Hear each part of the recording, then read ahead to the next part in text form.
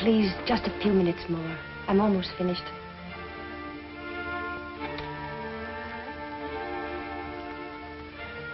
Will you please give this letter to the warden? It's for Mr. Finch. I will.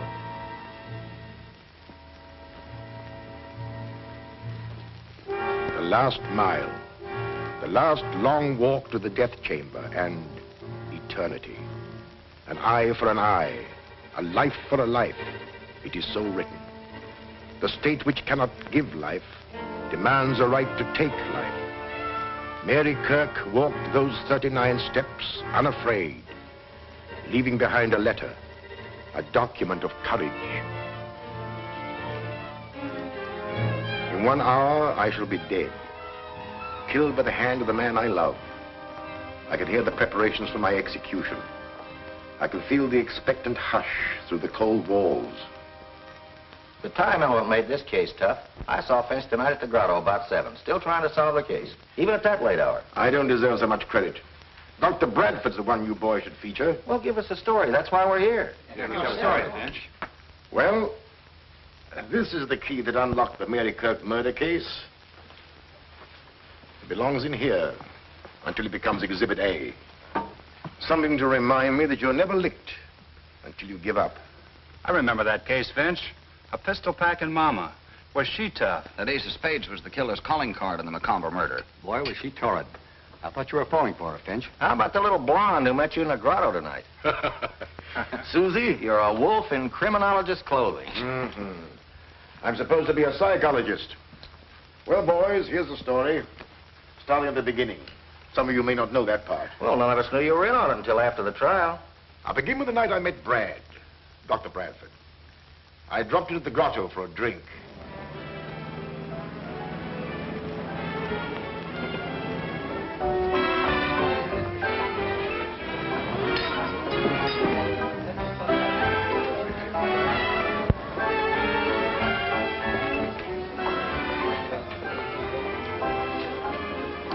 Bourbon and soda, please.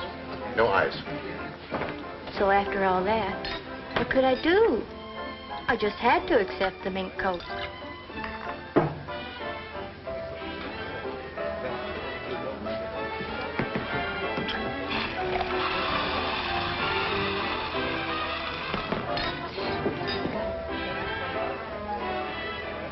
Oh, I'm sorry. That's all right. Hang one with me. You know about the bird trying to fly with one wing? Bradford's the name. Dr. Dwight Bradford. When I had friends, they called me Brad. My name is Finch. Waiter. Waiter. 2 more of the same. Bob, we've had enough. I want a drink. Put that thing down and get me a drink.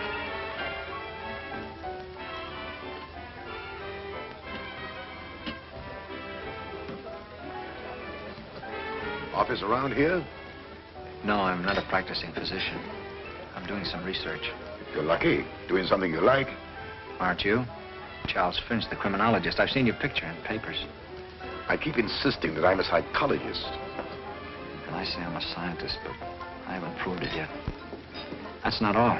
I've got another job. Have to. Scientists rarely make a living. But I don't talk about it.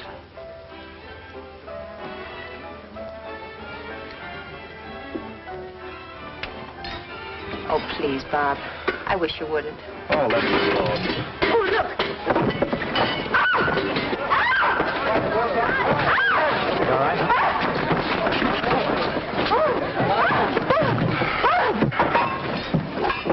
Got it? Okay. Are you all right? Yes. Yes, I'm all right. Oh. Thanks very much.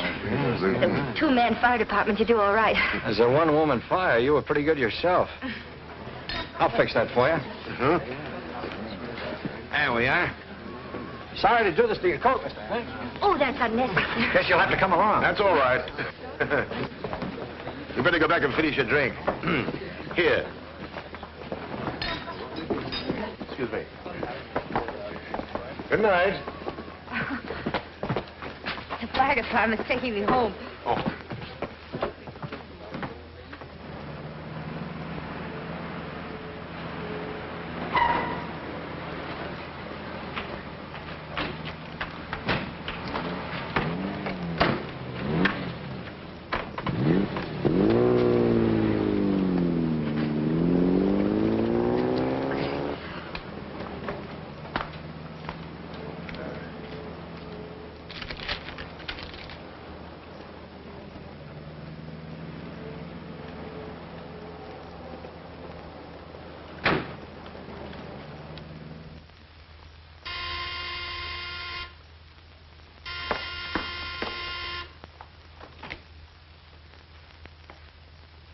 Come on in. We're inspecting the damage. Oh, this is my sister, Susie Kirk, Mr. Finch. How'd you do? Nothing exciting like that ever happens to me. It's always Mary. Don't bother, Doctor. It's completely ruined. Susie, didn't you come in just before we did? Oh, why, no. I've been home all evening. I knew Susie was lying, but thought no more about it. In fact, the incident had been almost forgotten. When one night, I received a call from Dr. Bradford. He wanted me to meet him in his laboratory, saying there was a special reason for requesting it.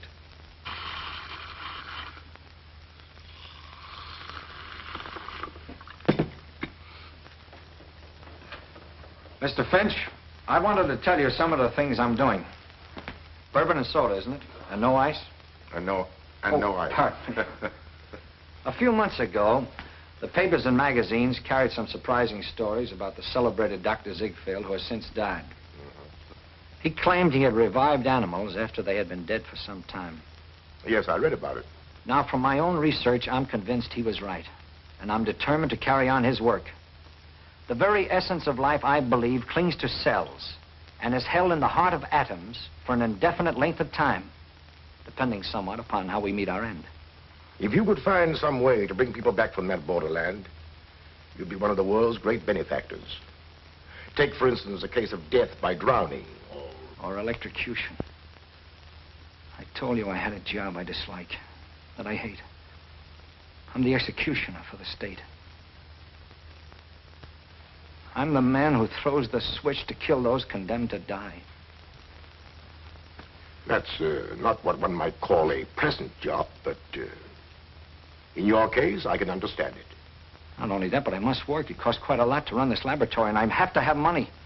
And I suppose you have opportunities to study those who have been legally put to death. Only with limits. Permission must be obtained. There's a lot of red tape, and properly so. This is undoubtedly an imposition, but I simply had to talk it over with someone. You're a criminologist and a psychiatrist. Here's to Mary.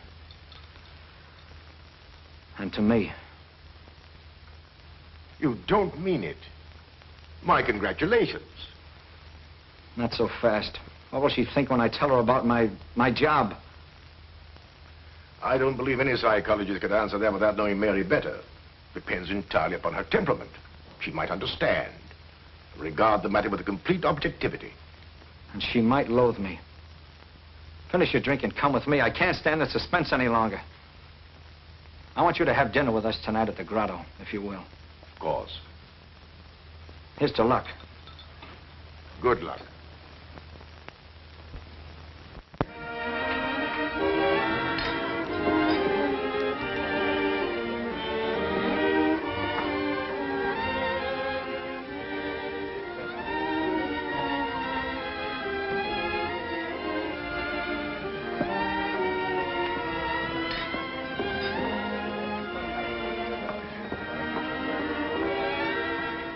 Sorry to be late.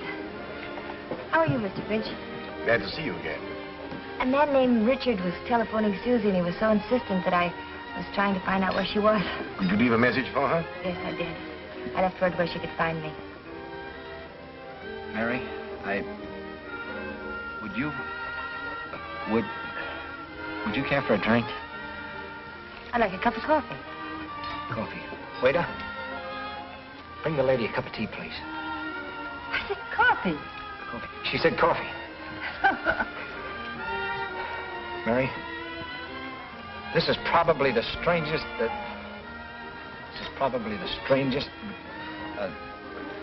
Proposal? Yes, that's it. Proposal? What kind of proposal? Why, a proposal. Yeah. Yeah, proposal. It's probably the strangest proposal because, it's rather odd that the guy who's going to propose invites a third party to be present at such a time. Mary, I want you to... Is, marry the word? Yes, it is. Yes, that's the word. I love you. But perhaps I better leave. No. Don't you leave. There are some things about me that Mary must know. She might want to talk them over with you. Well, I have an idea. Suppose you go to the bar and finish your drink, and I'll stay here and talk to Mary. All right, I'll go to the bar.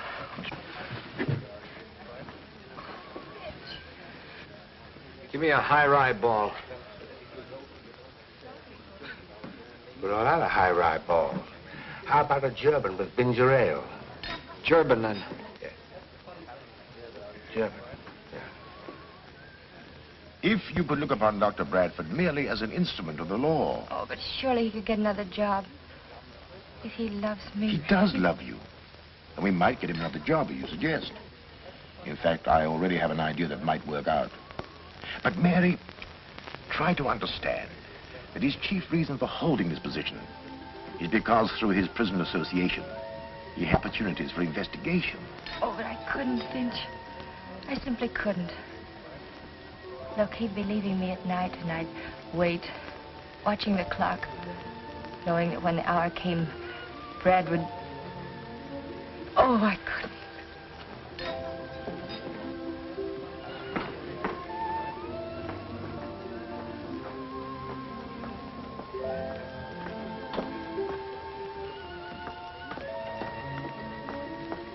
I've got to speak to you for just a moment.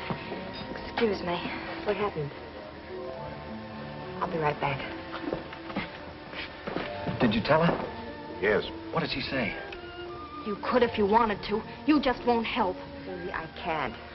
Why don't you tell me who's in trouble? He's a friend of mine, and I feel I'm responsible. The one who was calling this evening? I don't know who you're talking about. Susie, I'm sorry. I haven't the money to... You would if it wasn't for... If it wasn't for what? Nothing.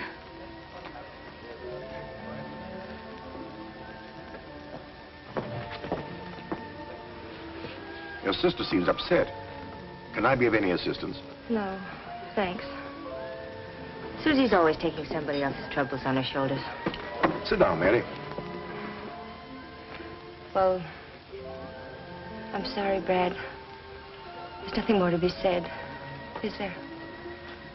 Mr. Finch has probably told you how I feel about things. But somebody has to do it. It doesn't have to be the man I... Oh, give it up, Brad, please. I can't, Mary. Not yet.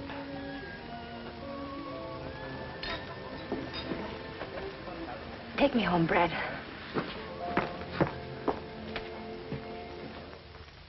Some time passed. I used to see Brad now and then. He was quite depressed, dejected. One night, we were dining together at the grotto when... But let's get back to this letter for a moment. In a few minutes, I must answer with my life. Because out of my father's past, a specter has come back to haunt me, to provide a motive for murder.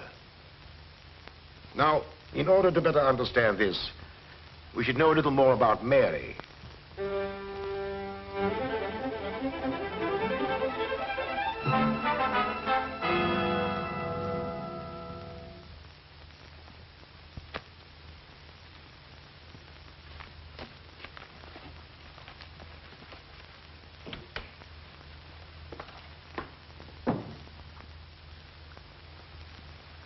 Yes, all right. Oh, Miss Kirk? Mr. Gregory, I've got to find some filing space. And these papers are very old. Can't we destroy them or store them someplace?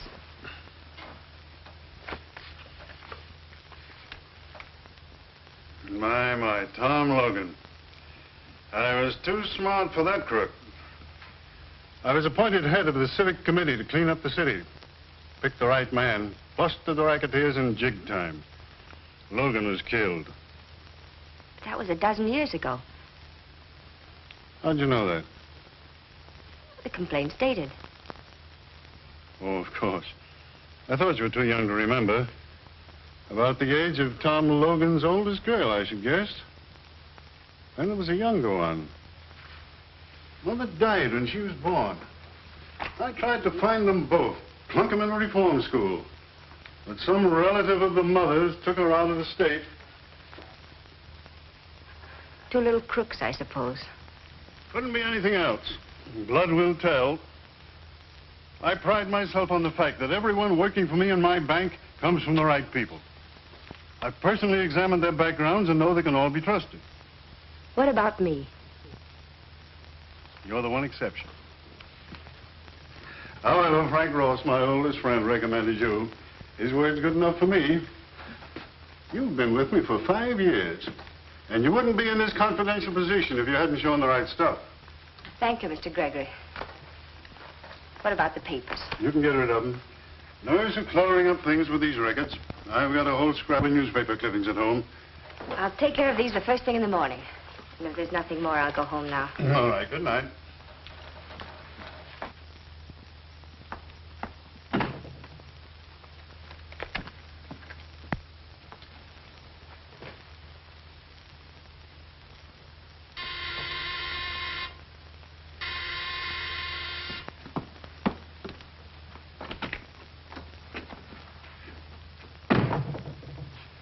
I told you never to come here again. I don't want Susie to know. Ah, slow down. I got good news for you. I'm leaving town. I'm taking up a little collection from some of my friends and thought maybe you'd like to contribute.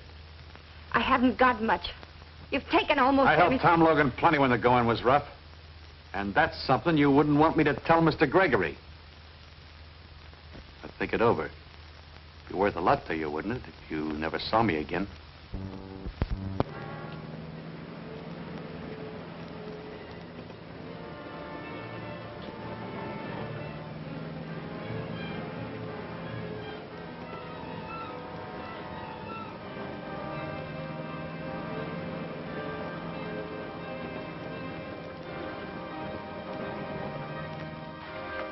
That money I've saved is for Susie. Her education. She's going to college this fall. Susie can go to work. I've got to have 500 more, and then I'll never come back. You can tell Mr. Gregory if you want. Everything!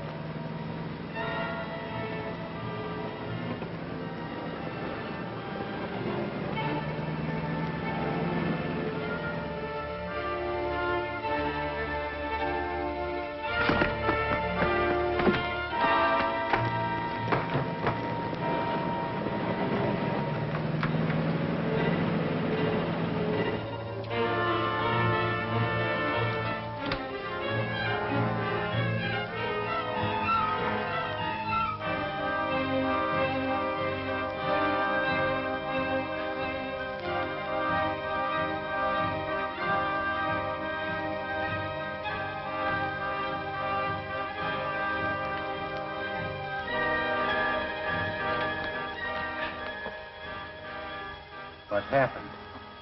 Mary, why did you...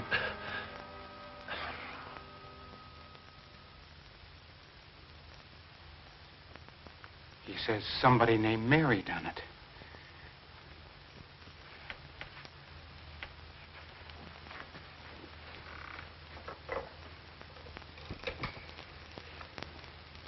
Get me the police, quick.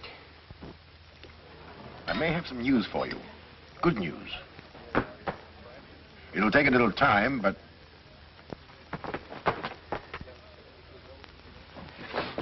Mary, what's happened? Oh, I was hoping I could find you here. Something dreadful's happened. Please come with me right now.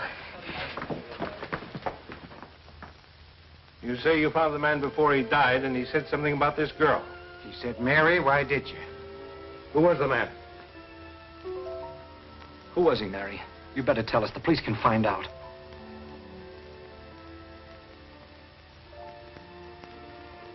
Oh, Brad.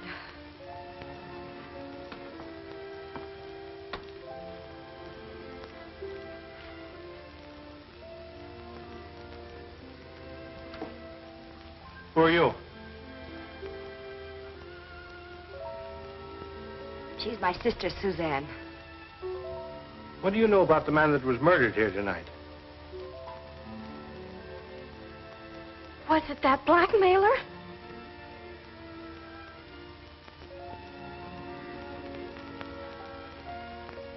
His name was Willis Millen.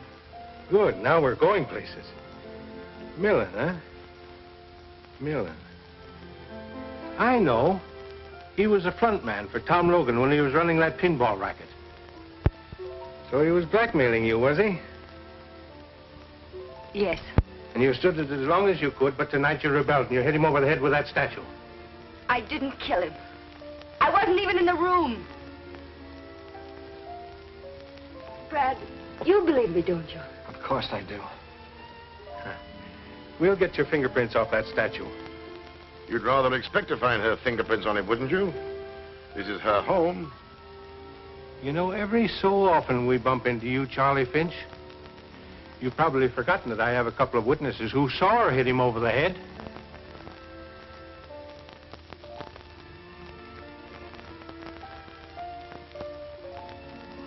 I'm afraid I'll have to ask you to come to headquarters, Miss Kirk.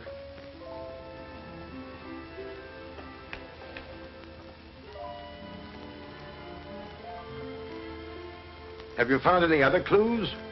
I didn't search the place. One of the boys did. He didn't find anything. This isn't one of those tough cases that depends on clues. Perhaps.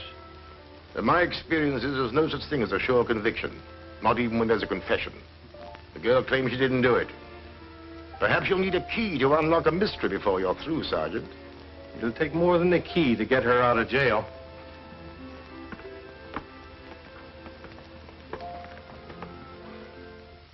I had a key, all right, but a key without a door to unlock. It wasn't difficult to find out where Millen lived, but the key didn't fit his lock. Then I questioned Susie regarding her boyfriends, and she was reticent. She was more than that, she was cagey. Sometimes I thought she didn't care what happened to Mary. Then, one day, I discovered a thumbprint on the key, which matched exactly with one I had found on the statue. There were plenty of Mary's prints there, so they disregarded the only important one. Mr. Gregory, of course, will always believe that I'm guilty. He will probably witness my execution with a smile.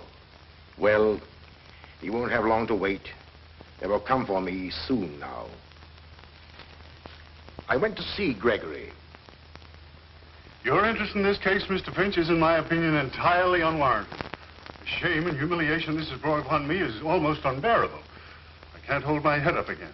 I can understand your emotion, Mr. Gregory, but it's the girl who's going on trial for her life. Tom Logan's daughter. That's the bitter pill I have to swallow. If you could in some way help me to clear her, you'll be helping your own case at the same time. How you? Well, being human, we feel very sorry for Mary Kirk. Much more to be said. I don't blame those people at the trial. It was all against me. I lived a nightmare of days.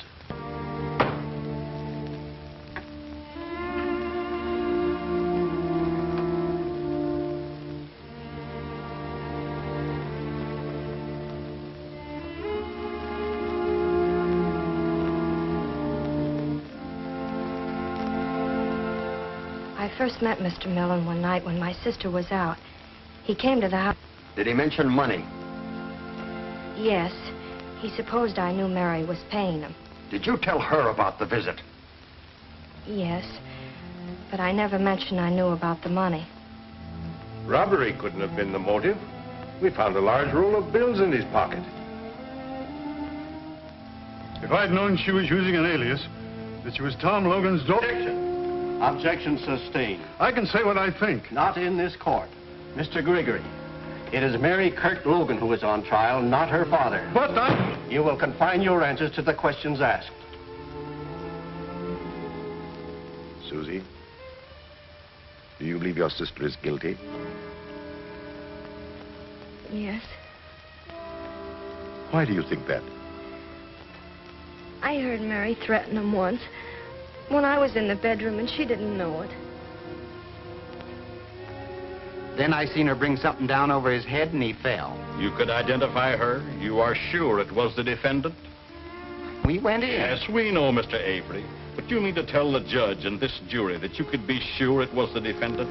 That the figures on the window shade were so distinct you couldn't be mistaken? I'm positive. I gotta believe my own eyes.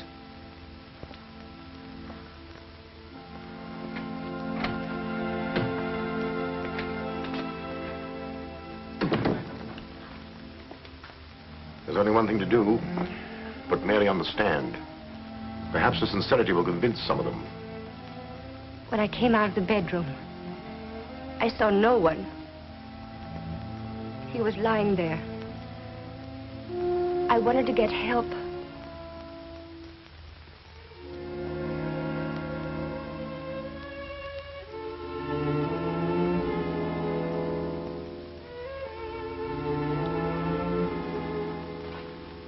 In all of my 16 years as attorney for this county, I've never tried a case so clear-cut. Everything is there. The alias under which the defendant was known, the blackmailer from out of her past, the growing desperation, the final demand, and the killing. Why should I waste your time pointing out the little things that go to prove her guilt? We've presented witnesses to the crime. This is a question of honesty. Human beings can be mistaken. 2 witnesses have sworn they identified the defendant. But it is possible, through the confusion of rapid action silhouetted on the window shade, that they could be wrong. I put the defendant on the witness stand so you could judge her honesty. If she were dishonest, she could have claimed Millen attacked her and she struck him in self-defense. She didn't claim it because she was telling the truth. We find the defendant guilty, as charged. On the night of April 15th at 11 o'clock,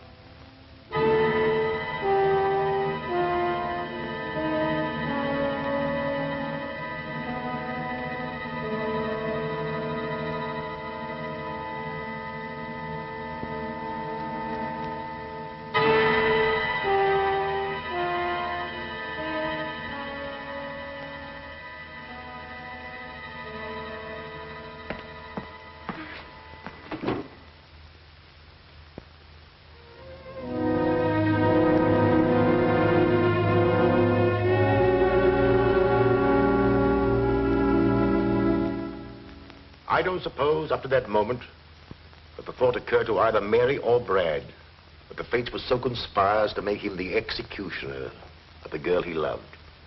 Yet fantastic, inhuman, call it what you will. Each read the thought in the other's eyes. Bradford could have refused. That is true. However, he didn't. Perhaps he hoped to bring her back to life after she'd been declared legally dead. Up to this point, there was nothing unusual as murder cases go. But a strange psychological change was taking place, as you will see. Except for Brad and me, I don't suppose there was a single person who believed her innocent. Neither did the boys who've been covering murders for years. Now, if you'd been in my place and believed her innocent, what would you have done? Gone after Susie. That's exactly what I did. Susie was an interesting psychological study. Although emotionally unstable, she was not vicious. now mind you, when I say Susie lied, she did. But she was convinced that Mary was guilty. Why shouldn't she protect her boyfriends? They were innocent. However, there was one who wasn't innocent. But someone Susie by no stretch of the imagination could connect with the crime. And like many adolescents, her defense mechanism made her evasive. I know you're anxious to help your sister. Of course, but how can I help her? Someone might have killed Millen while she was in the bedroom. I suppose they could. But Mary said she didn't see or hear anyone. Someone who got in the back door, through the kitchen. One of your boyfriends, perhaps. Mr. Finch. If you'll forget your indignation, perhaps I can save your sister from the electric chair. What do you want to know? To start with, the first night I met you, the night that Dr. Bradford and I brought your sister home, I saw you get out of a coupe in front of your house. You told your sister you'd been home all evening. I was home, no matter what you think. I just went out when I heard someone honk. Who was the man? I don't remember. Let's see. Who was it? Oh, yes. Bill Ellsworth. That's who it was. Where can I find him? Oh, I haven't the remotest idea. He's a boy I met at a dance. You might give me the name of all the other boys you know that you go out with. All of them? I hope you've got plenty of paper. Well, I could believe there'd be a long list. Oh, Mr. Finch.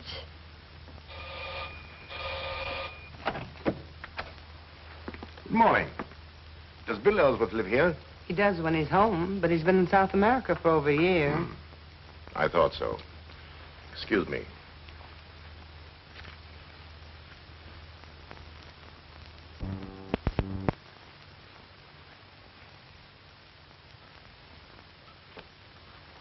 There wasn't a clue in the whole list. A lot of youngsters, most of them, many of them like Ellsworth, not even in the country. And I had caught Susie in another lie. Well, what about Millen's friends? Millen was always a cheap grafter, a coward. I tried through his friends to get a clue, but even the underworld despised him. Well, he was no friend of Tom Logan's. And while we're on this subject, Gregor was out to make a name for himself. That's why he went after Logan and his pinball machine.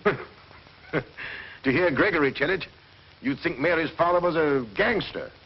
He was running a legitimate business. Till the city council banned the games. That was my chief reason for investigating Millen's friends. I hoped I might be able to hang something on Gregory.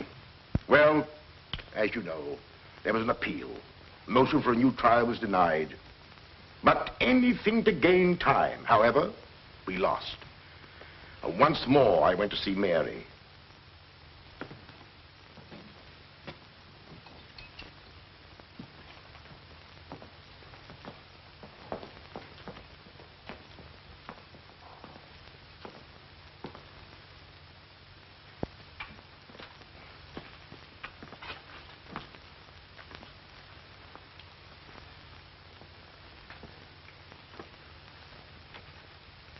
Not yet. Is there trouble in finding someone with a motive? Do you remember the night you came out of the grotto to meet Brad and me, and you were late? You said some man had been telephoning Susie. Do you recall his name? No, I don't. It was a first name. I never heard Susie mention him before. But try. Try what it was. What did he say? Well, he didn't say much. He was excited and said, tell her... Yes? I can't remember. Perhaps this will help. When Susie came into the grotto, what did she say? Did she use his name?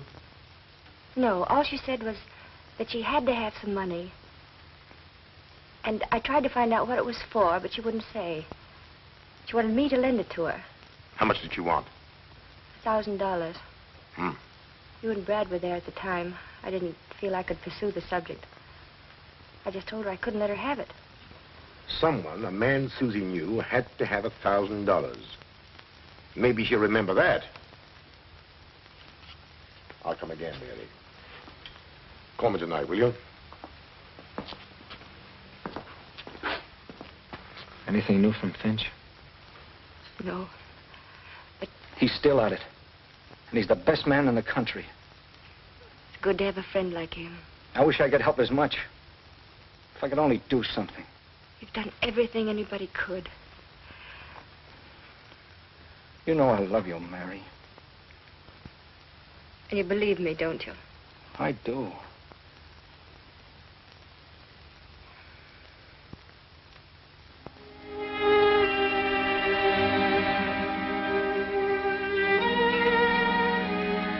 The matron has come for me now, and I must close this. But I want to tell you something it will be difficult for you to believe. Incredible as it may seem, as the hour of our execution approached, Mary became resigned to the fact that Brad was the executioner for the state. To quote her, "I wanted to be Brad. I know now how the women of our western plains must have felt when facing death at the hands of savages." By a process of reasoning, she became to regard Brad, the executioner, as but one small cog in the machinery of the law by which he was doomed to die. The jurors that voted for conviction and the judge who passed sentence were far more responsible, in her opinion. Well, she's right. But who'd expect a woman to be that logical? That brings us to tonight. At the grotto. And Susie. The usual. No ice. Yeah, just the man I want to see. Any last-minute developments in the Mary Kirk case? Nothing. 7 o'clock. Guess the execution will come off on schedule. At 11. You asked me to meet you here? Oh, yes. And you're right on time. Come on. Let's find a booth. Finch is still trying. I talked to that little dame, and she doesn't know anything. And I mean anything. And coffee. Susie, I don't believe you are consciously sending your sister to the electric chair, but I am positive that you hold the key to the murder.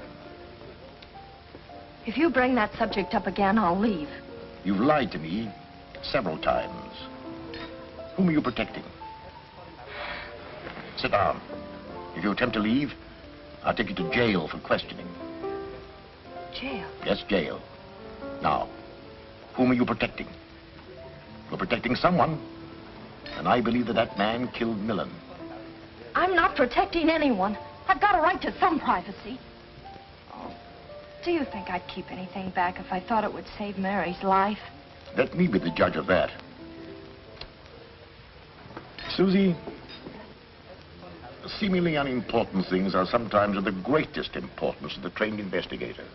Of course you want to save Mary, but you're working on the assumption that she's guilty.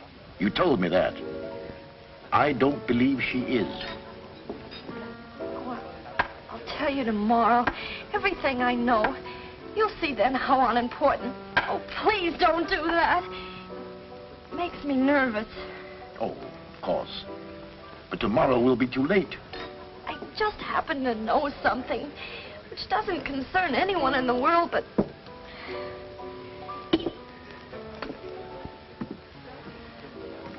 But whom? Oh, it's someone you wouldn't know. It has nothing to do with me or you or Mary or anyone else. You better put that car key back in your pocket before you forget it. How do you know it's a car key? It would just as well be a house key.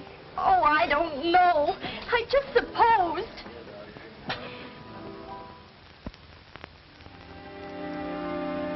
No message for me? No, sir. Mr. Finch hasn't telephoned. Not since early this afternoon. It was nice of him to give me hope. Nothing from... No, Doctor. She didn't ask for someone else to take my place? No, sir.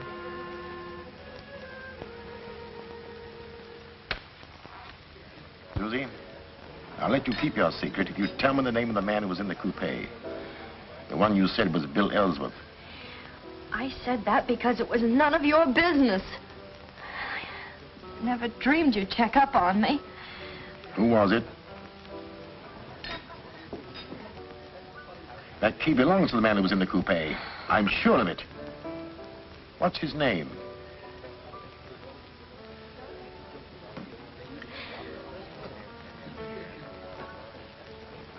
Ah, I remember his name. You tried to borrow money from your sister for him. His name is Richard. Oh. You wouldn't tell me because you were afraid he might involve you in some personal scandal. He was very close to you, wasn't he? Am I right? No. No. But I promise to keep you out of it, Susie. Look at it my way. Richard had a key to the back door. How did you know that?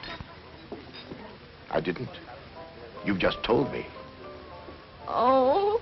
Needing money desperately, he got into the kitchen. He saw the roll of bills that Millen had, and... He couldn't possibly have done it. I'm convinced that he did. Otherwise, how could his car key have been on your floor? Oh, how horrible. But it's too late. He's leaving town tonight. Alone? Or with somebody else? Oh, he wouldn't do that. Don't be too sure. Do you think we can find him, Susie? We can't.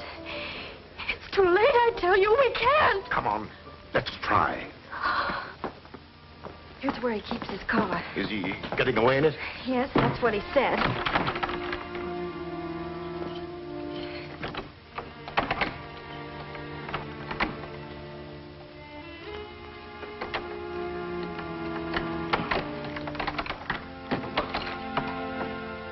That's his car. Good. We're in time. Where does he live? Around the corner. Ah.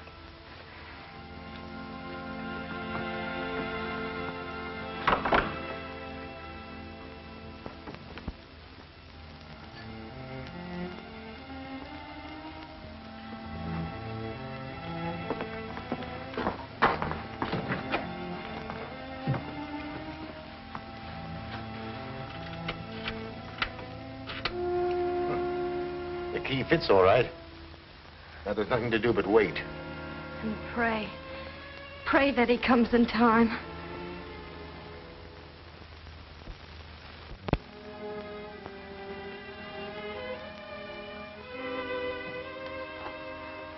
What time is it?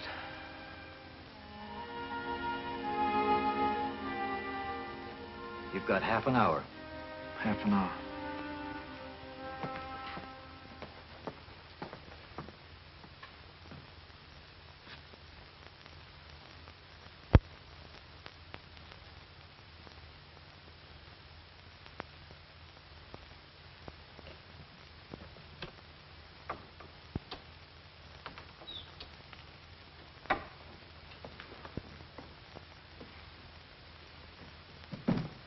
Richard. Susie. What are you doing here?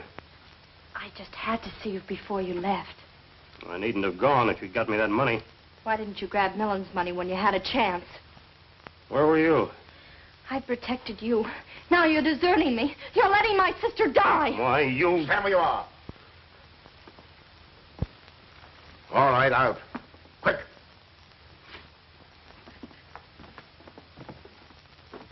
Snell's proved to be a coward at heart. He wasn't hard to handle. He was stalling as much as I suspected. He worked at Gregory's bank and wanted to be a big shot. So he stole some money and tried to cover it up. Then he stole some more to make his first theft good, and so on. Susie was flattered by his attentions and tried to get some money for Mary for him. Heaven knows what reason. What really happened was...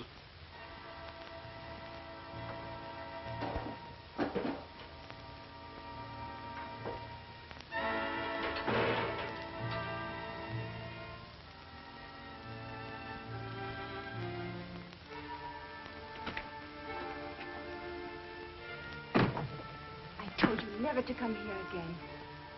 I don't want Susie to know. Now, slow down. I got good news for you. I'm leaving town. I'm taking up a little collection from some of my friends and thought maybe you'd like to contribute. You've taken I almost helped Tom Logan plenty when the going was tough. And that's something you wouldn't want me to tell Mr. Gregory. That money I've saved is for Susie. Her education. She's going to college this fall. Susie can go to work. I've got to have 500 more, and then I'll never come back. You can tell Mr. Gregory if you want to. Everything!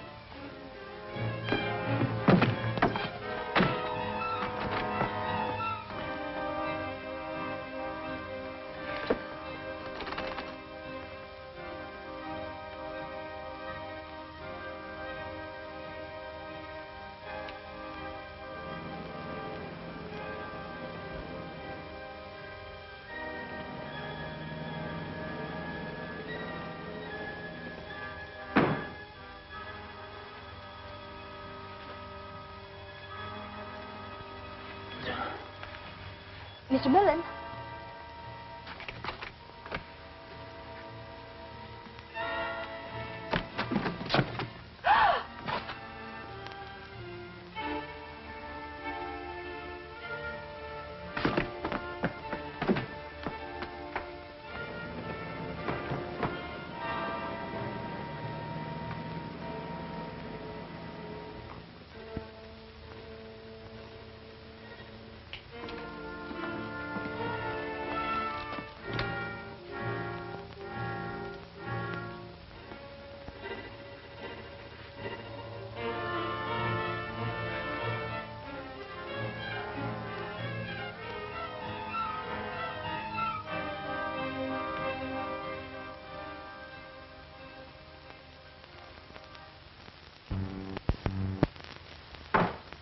Until Gregory hears this. Hello? Get me Governor Harrison on the phone. What? And hurry. It's a matter of life and death. Try the executive mansion. He told me he needed... Hello? Out? Well, find him. All right, we'll try there. Governor Harrison had a broadcast tonight. His wife doesn't know where he went from there. Oh, yes? Is Governor Harrison there? Left 10 minutes ago. Did he go home? Did he have anybody with him? Just his chauffeur. Thank you. Susie, Get on that telephone and keep trying. The police here will help you. Tell Mrs. Harrison who you are, and we have a confession. We're fighting against time. Get me a motorcycle escort. I'm going to try and convince that warden if I can get there in time. Oh, couldn't you telephone him? He won't listen to anybody but the governor. That's the law. But if I can see him, I might get him to delay the execution. Oh, I'll get the governor somehow.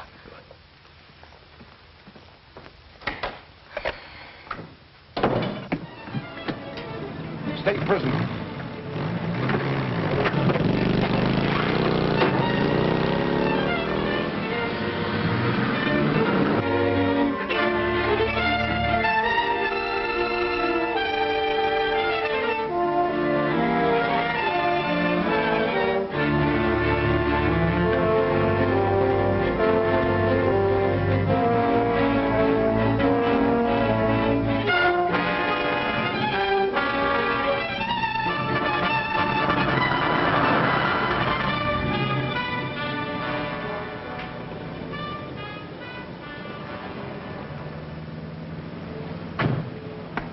What are we doing here, Denny? Oh, this is it? Good. It's not a very nice place for a governor to be seen, but it's... Tush, Jennings. Nice places, as you call them, never have the kind of sandwiches I like.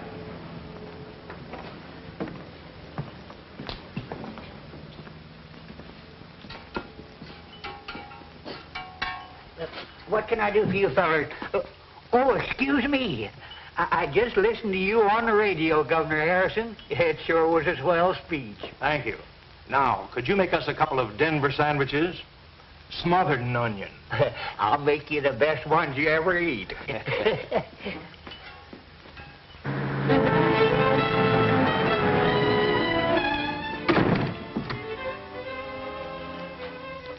About time, Dr. Bradford. Yes, I know. Of course you know how I feel. How we all feel about it. Thank you.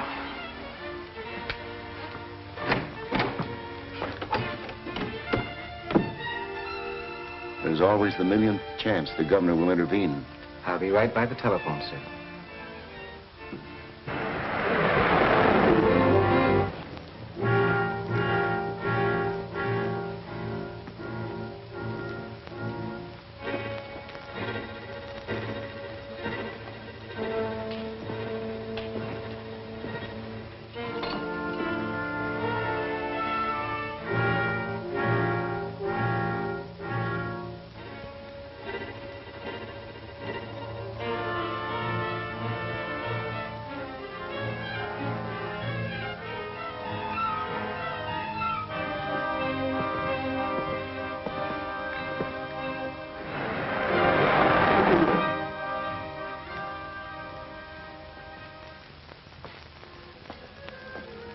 Late.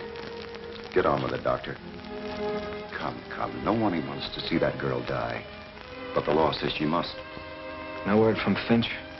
No. And none from the governor. She's innocent, Warden. You know she is. I believe she is, since coming to know her. But it's... We can't kill her. We can't. We have no choice. Maybe you have no choice. But I have. I'm not going to throw the switch until I hear from Finch. Think of the girl. You can't let her sit there waiting. It's torture. I can't. Pull yourself together. You're a doctor. I'm human. Listen, Warden, I thought I could. I refused to give up this job when she asked me to. This is different. I love her. I can't kill her. Law or no law. Stand aside. I'll throw the switch. No, you won't. No one will. I'll give you one more chance. If you refuse, I'll call the guards with orders to shoot. Call them. That'll give her a few more minutes. And it'll take them some time to get me. Call them.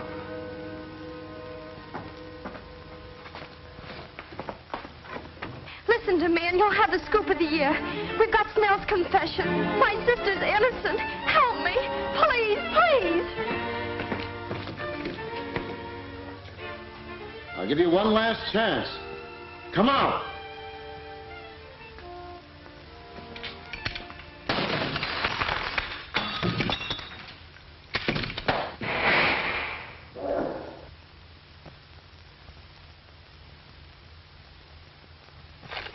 I'm glad you like it, Governor. We are interrupting this program for an important announcement. We are trying to reach Governor Harrison. If Governor Harrison hears this, please call Warden Lewis at once. Snell, a bank teller, has confessed to the murder of Willis Millen. Mary Kirk Logan is innocent. Governor Harrison, please call Warden Lewis immediately.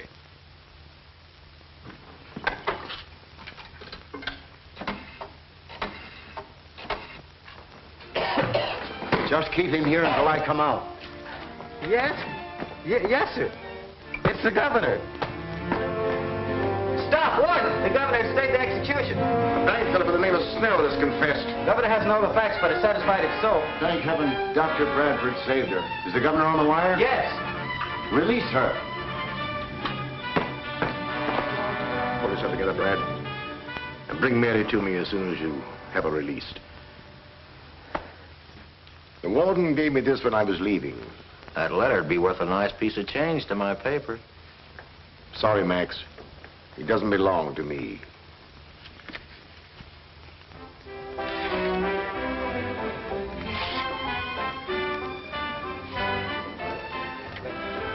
No, let's not be so solemn.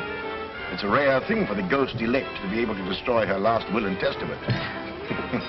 Which reminds me, this letter is your appointment to the staff of the Chicago Research Foundation and Professor Michelson. Thanks for everything. Well, here's to the new job, a lovely wife. My dear friend. I prefer my toast this way. Waiter! Waiter! Put that thing down and get me a drink. Please, Bob, you've had enough. I want a drink. Darling, I think we'd better leave. This is where we came in. You coming? No, I think I'll stay. I still have my overcoat, and you never can tell.